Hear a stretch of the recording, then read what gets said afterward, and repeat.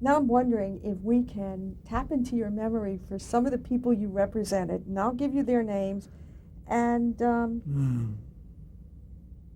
tell me whether you had to get them publicity or keep their names out of the press, or how you handled I it. never was big enough to keep names out of the press. I really wasn't. I never had a case where I always welcomed the press. Well, let's start with, I didn't suppress anything, and I told the truth, and that's very important and rare. because you get caught in a lie, you're in big trouble. Let's talk about It's like the Rock Hudson thing. He had a publicist who denied that he had AIDS. Sometimes you get too close to a client, you'll do anything for them. You have to be careful. Lauren Bacall. Just love her. Lauren Bacall was very bright, is very bright. But when I was at Warner Brothers, she was 22 years old, going with Humphrey Bogart and working with him. He was some years older than she. He could get away with anything. He could say anything. He disinfected with his wit. It didn't work with her. It didn't work with her. And it wasn't right coming from a 22-year-old. Harry Belafonte. How would I describe him? I can't be completely flattering. But very bright, very articulate, very handsome.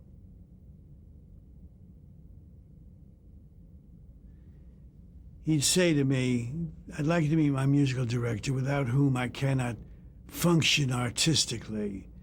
In other words, he'd go a little overboard in his manner and his speech. But he was a huge star, and he still is. I had him at the Hollywood Bowl, the Greek Theater, nightclubs. Well, here's something interesting. You handled George Burns' books. 4 of his books. Oh, is he like? Terrific. One of the nicest people and funny. If he hadn't fallen over in the bathtub, he'd lived to 105. Marcel Marceau. How do you do publicity for a man that doesn't Marcel talk? Marceau never talked as part of his career, but he never shut up when you were with him. Literally. Never shut up. Very appreciative, very kind. Always wanted to be a movie star and never was. Influenced by a lot of the silent screen stars. Nice man. Good teacher as a mime. Spoke pretty good English. Sal Mineo. He was very young when I handled him, and I worked with his manager very closely, and a man named Alec Alexander.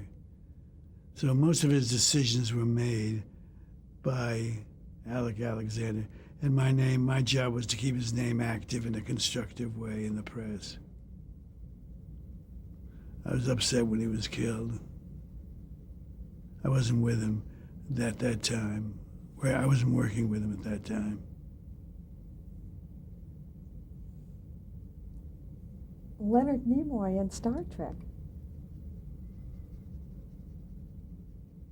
I never thought he had much humor. And yet he directed a very funny picture with Tom Selleck. And I don't think he and Shatner got along very well. But the fame and money and adulation kept them going. He's a very bright man. Jim Nabors. Lovely guy. Very, very, very nice. Loved rich people and celebrities. Got a lot of tips on the stock market and oil leases and things, and ended up with a lot of money in a mansion in Hawaii on Diamond Head.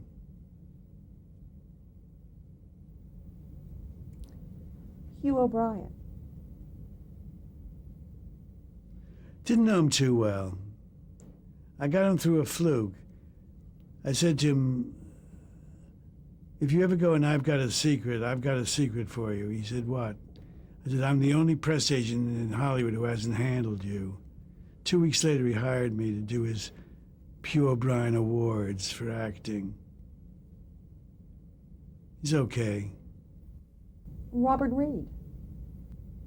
Nice. Lived in Pasadena. Nobody ever saw him. Wasn't part of the Hollywood film community at all. He'd come over to work with Florence Henderson, and that was about it. He had lived in New York and done a lot of Studio Ones years ago.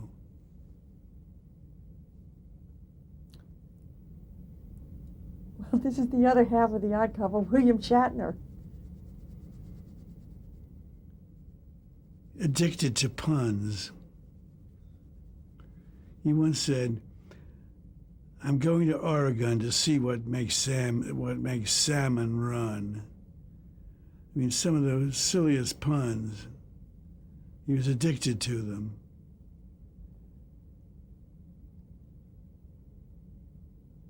I knew him and his first wife when he was married to his first wife. He had 2 Doberman pinschers, Guten and Morgen, which means good morning in German. He's never been part of the Hollywood community, always stayed away. Richard Simmons. It says corporate here. I handled him for his business, not as a personality. He was very able to handle that phase of it because he's really crazy. But bright. Started out to be an actor, wanted to be an actor. As a matter of fact, he was a waiter at a theatrical hotel in West LA, and he'd have a little act. We'd say, what's for dinner? He'd say, shrimp snatched from its mother's womb. He'd give a whole description of each dish. People thought he was crazy. He was fun. But he's a personality, no question. And very rich and famous. Betty White. You don't expect her to be very salty, but she is. I once had dinner with her, Phyllis, Diller, and Carol Channing. I should have paid the check because it was a kick listening to those 3 at Spago.